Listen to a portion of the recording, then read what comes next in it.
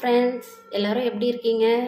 Chitra 5C கிச்சனில் இன்றைக்கி நம்ம சமைக்க போகிறது சாம்பார் சாதங்க. அதுக்கு தேவையான பொருள் என்னென்னு பார்த்துக்கலாங்க. அரிசி வந்துங்க 1.5 டம்ளர் எடுத்துருக்கேன். பருப்பு 1 டம்ளர் போட்டு அரிசியும் பருப்பும் பாருங்கள் ஊற வச்சுக்கிட்டேன். இந்த மாதிரி ஊற வச்சுக்கோங்க. அப்புறமா தேவையான பொருள் பாருங்கள்.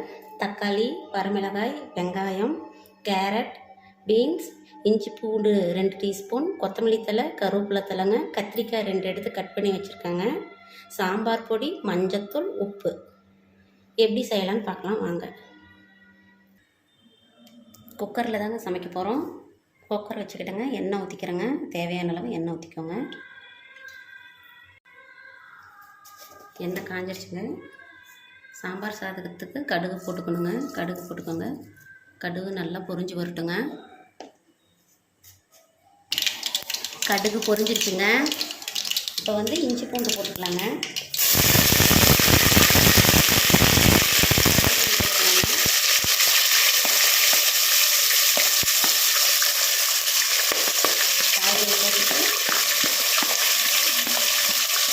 வெங்காயம், வரமிளகாயும் போட்டுக்கலாங்க.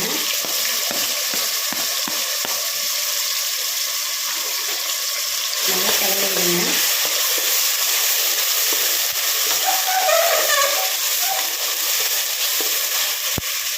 தக்காளி போட்டுக்கலாங்க. நான் 4 தக்காளி போட்டிருக்கேங்க.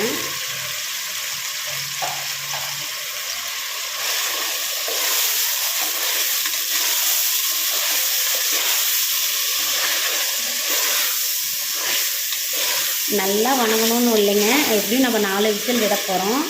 அதனால் ஒரு பாதி வணங்கினா போதுங்க. இப்போ கட் பண்ணி வச்சுருக்கிற கத்திரிக்காயை போட்டுக்கலாங்க.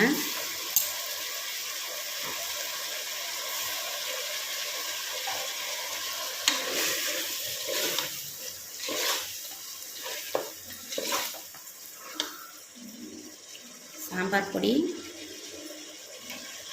மஞ்சத்தூள், தேவையான அளவு உப்பு.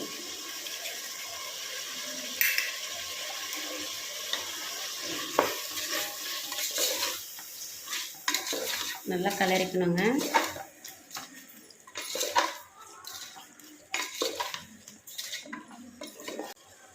பாருங்கள், இப்போ நான் அரிசி பருப்பு ஊற வச்சுக்கிறத இதிலையே சேர்த்துக்கிறேங்க.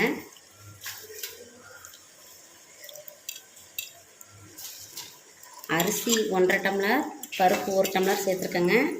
இதுக்கு நம்ம தண்ணி அளவு எவ்வளோ வைக்கணுன்னாங்க, 7 டம்ளர் வச்சுக்கணுங்க.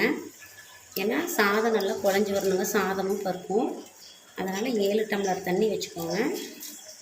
நாம் இதே ஒயிட் ரைஸ் வச்சோம்னா 5 டம்ளர் வைப்போம். இல்லை ஒவ்வொரு அரிசி எவ்வளோ சாப்பாடு ஆகுதுன்னு பார்த்துட்டு 6 டம்ளரும் வைப்போம்.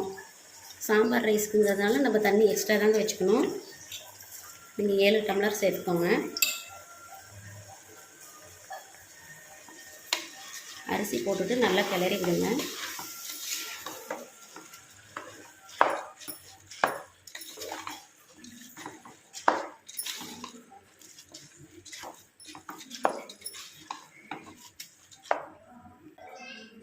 நான் 7 டம்ளர் தண்ணி அளந்து வச்சுக்கிறேங்க. அதை நான் சேர்த்துக்கிறேங்க.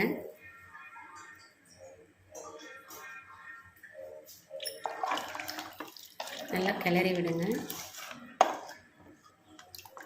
நம்ம உப்பு பார்த்துட்டு இதை நாம் 4 விசில் விட்டு எடுத்துக்கலாங்க.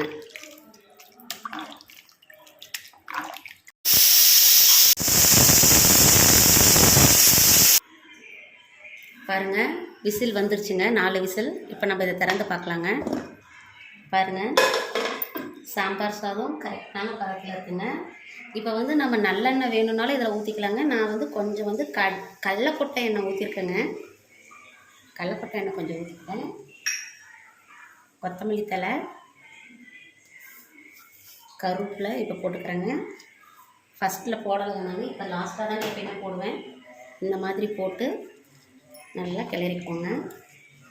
பாருங்கள், சூடான சாம்பார் சாதம் ரெடிங்க.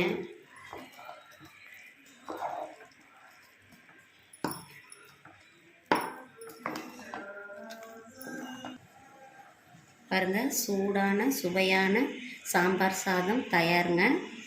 லைக் பண்ணுங்கள் ஃப்ரெண்ட்ஸ், கமெண்ட் பண்ணுங்கள், ஷேர் பண்ணுங்கள், சப்ஸ்கிரைப் பண்ணுங்கள் ஃப்ரெண்ட்ஸ். தேங்க்யூ.